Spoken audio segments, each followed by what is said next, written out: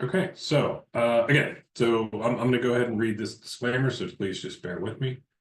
Sorry, this a little bit. So the purpose of this webinar is to allow GSA Fast to verbally present the draft plan solicitation refresh and related mass modification as a courtesy to industry. So all comments on the information presented should be submitted via the Q&A function. You should see a Q&A function available for you to submit a question should you have one. FAST will consider all relevant comments and document them, but we are not obligated to respond to any questions at this time.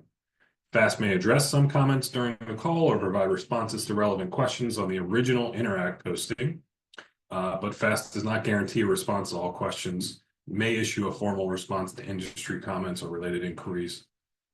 FAST will make changes to the draft solicitation, that is, as appropriate. Interested parties should review the final version of the solicitation refresh or mass modification closely for additional changes made to this draft. Okay, again, please submit your questions via the Q&A function. If you have additional questions after the webinar, you can always submit them via comment to the original Interact posting. I will say we have received comments and we're working on responses. We're hoping to get all of that stuff back. So folks that have maybe made a comment to the Interact notice, we're working on those. So we're going to address those questions again as appropriate. And again, please note that we are recording and we will be distributing that recording for future reference. Okay. So some of you probably know the routine. So we're planning to refresh the multiple award schedule solicitation to incorporate various updates. They're all as outlined in the advance notice you may have seen on GSA Interact. And as presented during this refresh webinar, again, the refresh is scheduled to be released this month in June. Okay, so this is, and I think that title slides a little off. So these are changes that apply at the high overall to the solicitation overall. So overview of plans mass solicitation changes. We are adding 2 sections to the general information section of each large category solicitation attachment. The first is on revoked executive orders. And I won't read through this word for word, but it speaks to executive orders 14154, 14148, 14236, 14057, 13990, and 14096. So this this includes offerings related to social cost of greenhouse gas emissions, social governance, environmental justice, and corporate social responsibility, products and services supported by statutory authority remain within the scope of the MASS program. We're also adding a second note there in the general information executive order section, and that is specifically related to ending radical and wasteful government DEI programs. This goes into executive order 14151, 14173, and the fact sheet, President Donald J. Trump protests civil rights and merit-based opportunity by ending illegal DEI. And again, any products, services, or solutions that violate the aforementioned provisions of the executive order are excluded from the scope of the MASS program. Okay, also, this is again that general section of each category attachment. In addition to the items that were added to this list as out of scope in the previous refresh, we are adding these items in red text as well. So books and publications, children's toys, dolls, and games, promotional products, sporting goods, general clothing items except workwear under SIN 3152, uniforms under 315210, and protective apparel under 339113 PA, swimming pool equipment and accessories, and supplies, musical instruments, customizable awards, medals, and ribbons. All of these items are now considered out of scope for the MASS program.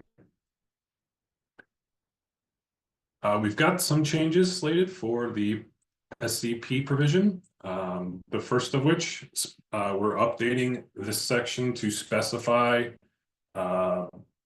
section to specify that letter of supply requirements are applicable to items proposed under the IT category and the printing and photographic equipment subcategory only. So now letter of supply requirements apply exclusively to that large category, the IT category, and that subcategory A10 within category A. Bullet B, we are changing the waiting period for resubmission of offers. So offers that are canceled or allowed to expire due to either low sales or non-compliance with terms and conditions. That waiting period is moving from 12 to 24 months. Bullet D. So we're revised, this section is revised to state that participation in TDR is mandatory for all contracts with one or more TDR eligible SINs.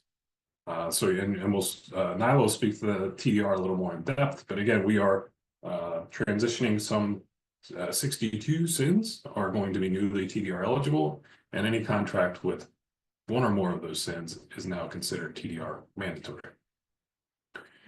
And bullet D here speaks to standalone. So this is a clarification that if an item is a standalone item, it's capable of functioning as a standalone item. It must be proposed as either a base item or an accessory. It cannot be proposed as an option.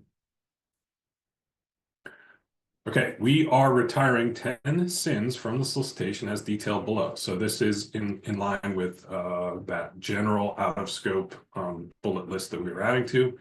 These 10 SINs are detailed in the specific category changes in subsequent slides. But you can see here listing out these SINs, 339113G for gloves, SIN for mail lock boxes, packaged healthcare furniture, international packaged furniture, doll, toy, and game manufacturing, furniture rental and leasing, books and pamphlets, sounds of music, awards, the set aside, and awards, the non-set aside. And you can see we have identified some alternative procurement channels to those items in this table as we're moving them out of scope for mass. And the note at the bottom that you will, or FAST will, we will be coordinating directly with affected contractors to process necessary actions based on these retirements. Okay, as we spoke to earlier, TDR pilot expansion. So currently, prior to currently, right? So prior to refresh 27, there are 119 mass SINs that are eligible for TDR. With refresh 27, an additional 62 SINs will become TDR eligible, bringing our total up to 181 of our SINs being TDR eligible.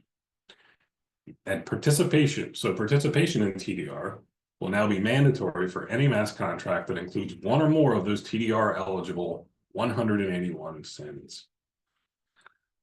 This is an annual action. We're also updating our SCLS wage determinations. There are no clause or policy change to the application of SCLS at this time. Officers and contractors should ensure pricing and WD numbers are updated, included in their SDA matrix. And the complete set of the WDs can be found on the GSA.gov page. When they're updated is probably a page that many of you are already familiar with. Again, a bullet here about limiting the requirement. So we talked about it in the SCP update previously, but limiting the requirement for providing a manufactured letter of supply is now limited to only what items proposed under the information technology category or the printing and photographic equipment subcategory within category A. We have a minor update to the price proposal template. So by default, we changed a note or added a note.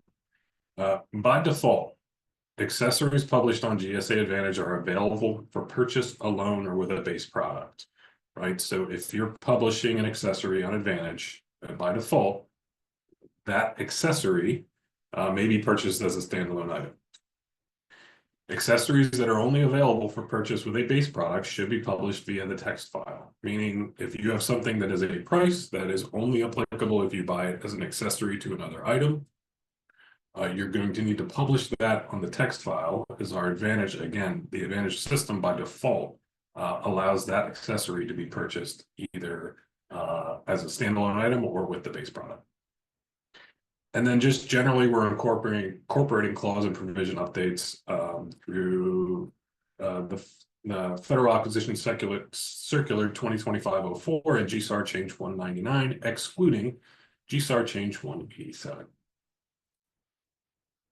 Okay, now we're going into changes that are specific to large category, subcategory, or SIN. Office management, a change to this maintenance and repair subcategory. We're revising the instructions to clarify that a letter of supply is not required. However, the requirement that maintenance providers still show some proof that they are authorized or certified capable of performing work or maintenance services on that particular brand of item. You're still maintenance providers are still required to provide some evidence of that. We're deleting books and pamphlets SINs, as we talked about earlier, from the media products subcategory, and we're actually deleting the media products subcategory, as that's the only SIN. Media services subcategory will be renamed the media subcategory. We're revising this SIN 511120 from periodical subscriptions online. So the new title is going to be technical publications and industry reports. Within the description, we are adding a note of all of the different items that are excluded from this SIN. And again, that goes back to the general out-of-scope items for mass. Again, just all related to that right sizing mass initiative and the changes related to that. Similar change here to the printing and photographic equipment. Oh, I'm sorry, not similar. So this is actually related to specifically indicating that a letter of supply is required for the subcategory. So as we talked about before, letter of supply is required for the IT category and also this subcategory A10. Facilities maintenance and repair. Facilities maintenance and repair is B01, the subcategory. The SIN, the fact SIN, is being clarified that, so the ordering agency, so a clarification that the ordering agency is responsible for final review of required documents. And this is related to ensuring compliance with local requirements and standards for fire alarm and elevator services. We're removing three subgroups. These are SIN subgroups, so those EBI subgroups. Janitorial services, maintenance of field facility, and maintenance of utilities.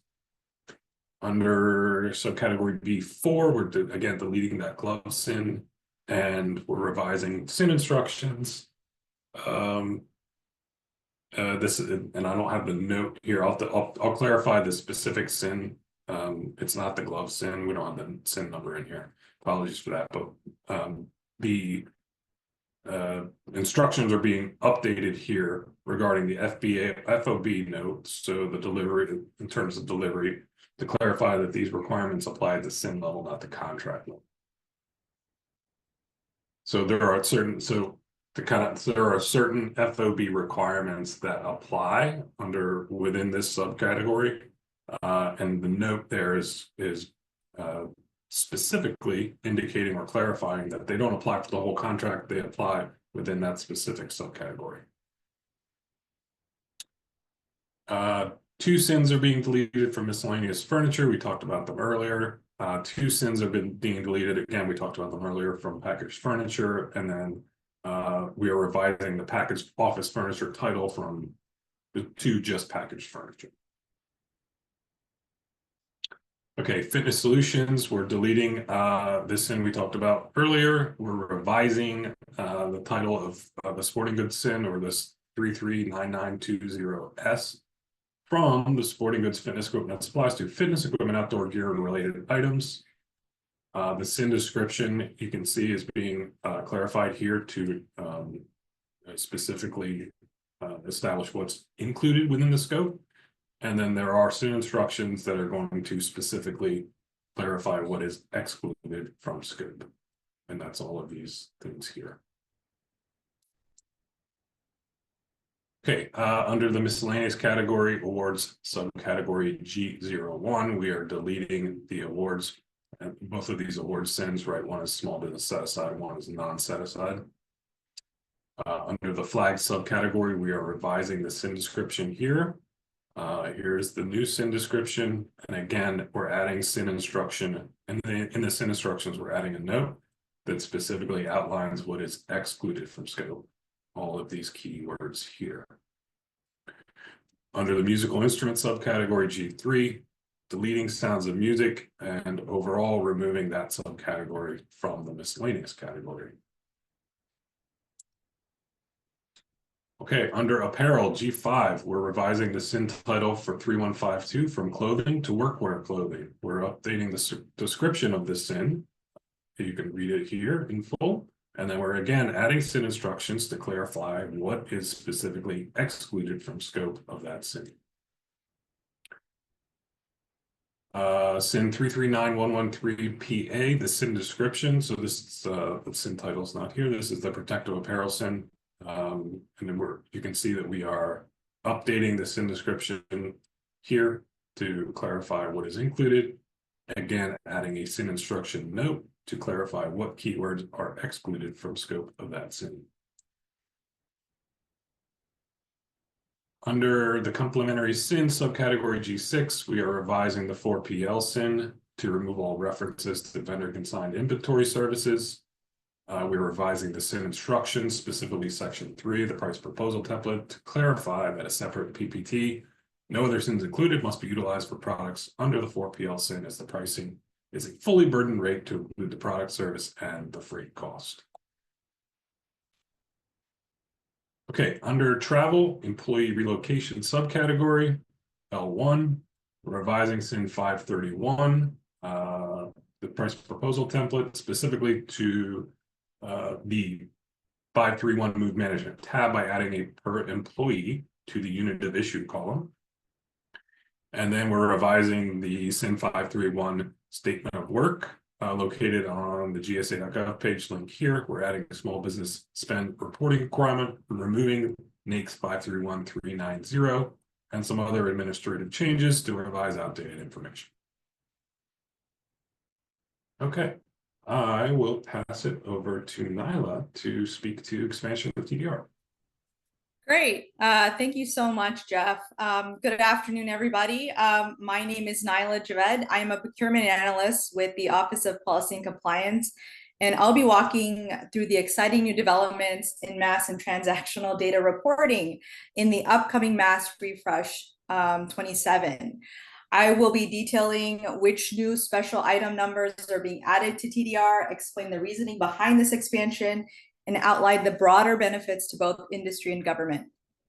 So a little background, the TDR program is an alternative method of sales reporting available to mass contractors. TDR requires contractors to report transactional level data, including the price paid by federal buyers for products and services purchased through the company's GSA contract. This data provides the government with vital market intelligence. It helps with smarter acquisitions and results in the taxpayer savings by enabling better price negotiations and procurement strategies. Next slide. So what is the TDR program? So TDR is our method for collecting granular sales data directly from contract holders. It allows GSA to answer key business questions such as what items and services are agencies actually buying, what prices are they actually paying, and it serves as a less burdensome alternative to the legacy commercial sales practice disclosure. And as seasoned 1102s, we are all familiar what those CSP requests were. This is offering a less burdensome way of getting that price analysis upfront. Notably, the upcoming Refresh 27 will be sunsetting the TDR pilot program, as TDR participation is now mandatory for all existing product SINs, the cloud SIN, and select service SINs. Contracts that have yet not opted into the TDR program will be expected to opt in no later than September 30th of 2025. The remaining SINs that are not covered by this refresh or already in TDR will become mandatory TDR SINs in a future refresh. And obviously, we will communicate that with you once we have a better idea of when those outstanding SINs will be incorporated in future refreshes. I will address what new SINs will become part of TDR with refresh 27 in the upcoming slides. And when vendors are in TDR, they do so for their entire mass contract, ensuring consistency and simplifying compliance by following just one pricing disclosure model, TDR or CSP. Okay, so why is GSA using TDR? GSA is leveraging TDR for several strategic reasons. It allows for real-time line item level analysis of what the government is purchasing and at what price. It's the right thing to do for taxpayers by promoting transparency and smarter spending. It's beneficial for industry. It reduces compliance burden and reporting costs. It supports broader policy goals. It reduces overhead and supply chain costs. It supports supply chain risk management. It enables better deal making by analyzing spending patterns. It facilitates the sharing of pricing insights with government and with contractors. And it cuts the annual reporting cost by approximately $3,000 per contract. Most notably, it strengthens GSA's ability to serve customer agencies through data-driven pricing analysis that is consistent.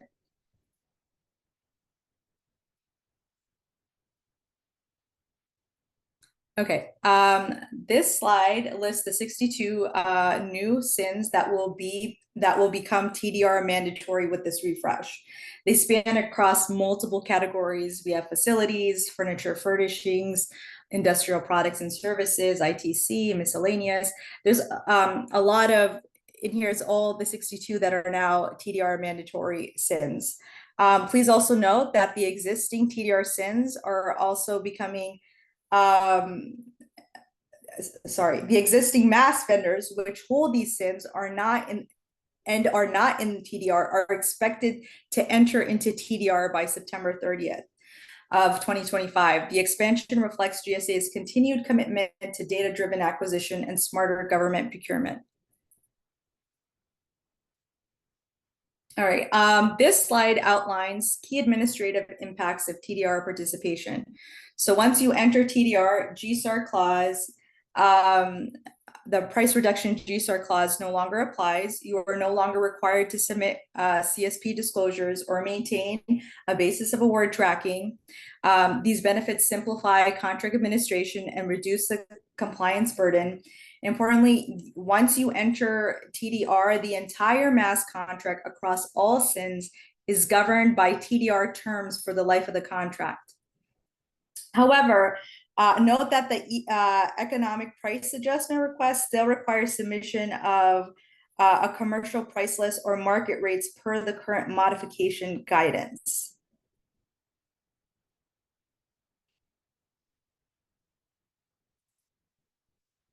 So the question is TDR cheaper and easier than legacy pricing disclosure? Yes.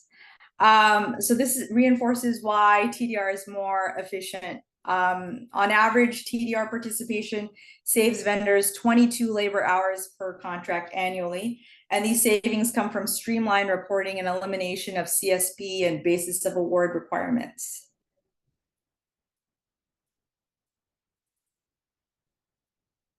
Okay, so let's quickly compare TDR and non-TDR. TDR simplifies reporting, removes burdensome CSP, BOA tracking, and enables real-time pricing intelligence. Non-TDR requires manual CSP disclosures, monitoring basis of award relationships, and adds compliance overhead.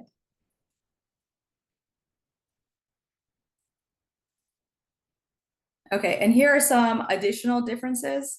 Something notable is that the contractor is not required to report basis of award price reductions if they have transactional data, whereas a non-TDR contractor is still required to track basis of award price reductions pursuant to the GSAR clause of price reductions. TDR provides better value, both administratively and analytically. both for the private sector and for 1102s.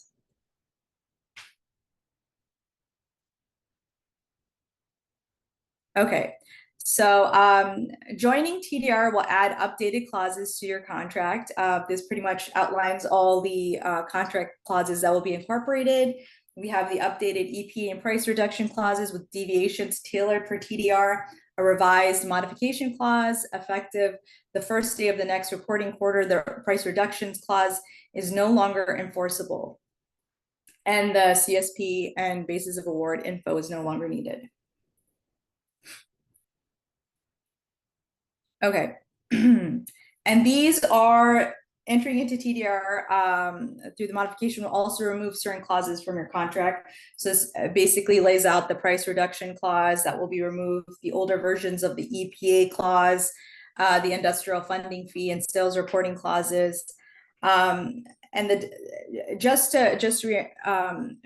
confirm that these are reconfirm that these deletions reduce the complexity and compliance requirements of pricing and simplifies this process.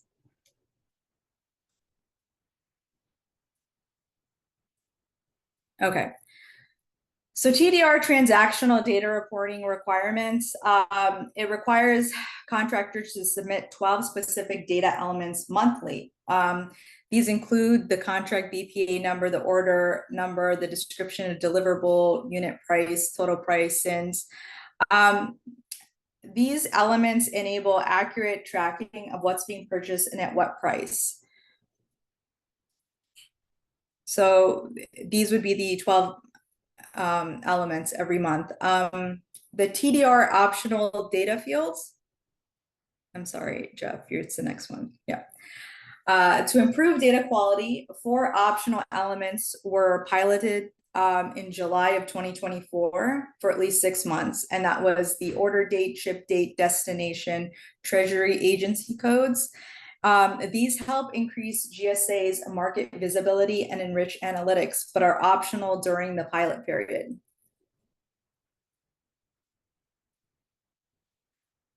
So what's in a vendor's TDR submission? 16 sales data elements, including item, buyer, contract, and purchase information, and elements like manufacturer name, UPC, and federal customer info support better for better analytics and transparency.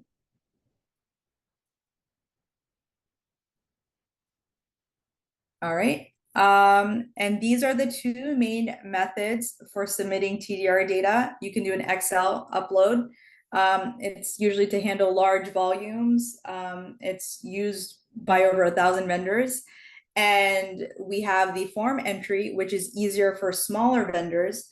And it's most frequently used for like, vendors that may not have that much TDR data to provide. So both are submitted through the sales reporting portal, the SRP. And we will be providing that link for more information of all the useful links you can use to understand TDR and the different resources and websites you would utilize. Next slide, please. So let's talk a little about the timing. When will TDR reporting begin? The effective date is the start of the next quarter. So that would be January 1st, April 1st, July 1st, October 1st. This prevents mid-quarter transitions and ensures a clean reporting break. And it also allows contractors to capture, to begin capturing the data as of that date.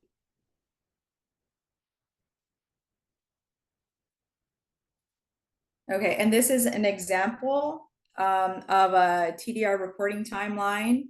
So let's say if your TDR mod was executed on August 15th of 2024, then the effective date would be October 1st, 2024, which is the next quarter. You would continue non-TDR reporting for quarter 3, which is from that July to September. And then when the next quarter begins, that is when TDR reporting would start. And you would submit the October data by November 30th. Okay, so how do we enter into TDR? To join TDR, you must have a TDR SIN, which is one of the mandatory TDR SINs, either in this refresh or the previous refreshes. You log into the eOffer, eMod, you select your contract, you choose participate in TDR, and a link is provided with further instructions on the Help Center. And then the next slide will visually walk you through the eMod interface to join TDR. So this is a snapshot, a screenshot of how that would look how that would look. And it's useful for helping vendors understand navigation and submission steps. And industrial funding fee as it relates to TDR, there is no change in how the IFF is handled. It is still reported and remitted quarterly through SRP. The vendors may also pay as you go, and the IFF mechanism remains unchanged despite TDR reporting changes.